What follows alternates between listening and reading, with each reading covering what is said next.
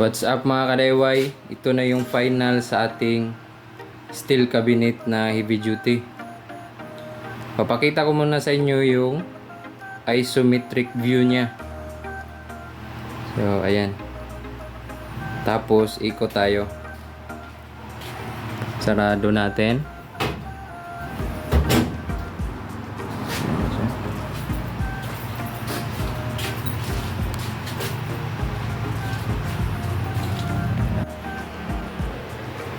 Sa likod.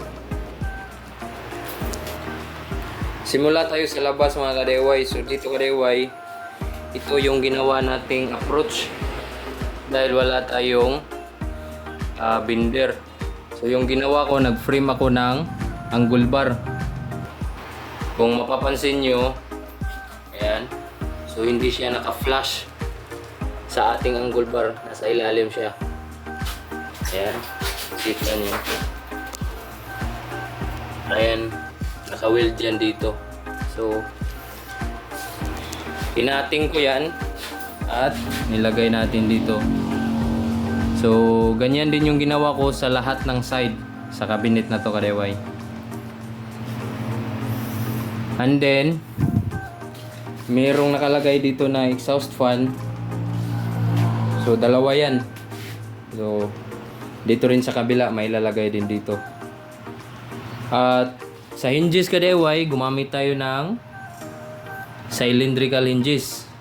So, para matibay talaga kasi mabigat yung door natin kadayway. Kung mapapansin nyo, ayan, angle bar din siya. Tapos naglagay din tayo ng sheet metal.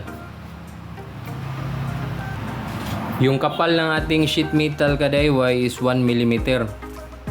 Oh, ayan, makapal-kapal talaga siya. At ito yung hawakan natin, yung handle. Ayan. Pasok tayo sa loob. Gumamit tayo ng magnetic lock. So ayan, dalawa yan. At ito na yung slatted nya na angle bar. So yung ilalagay dito kadayway is lalagyan to ng mga router. So parang magiging data cabinet to siya. So kaya may exhaust fan dito para ma-extract yung init sa loob. So dalawa yan. So lalamigin talaga yung dito sa loob niyan. Dalawa yan mga kadayway. So ayan, maglagay tayo dito at dito. Dito rin sa gitna banda, dalawa yan. At doon din sa dulo. At sa pag-install nito kadayway is dito sa loob yung expansion bolt nya. So para pagkabit nito sa wall is hindi makikita yung mga bolt ano.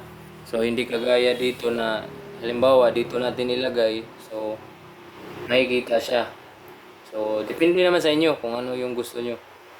Pero sa side ko, sa case ko is dito ko siya sa loob ginawa para hindi makikita, parang ano lang siya, nakahang lang siya no?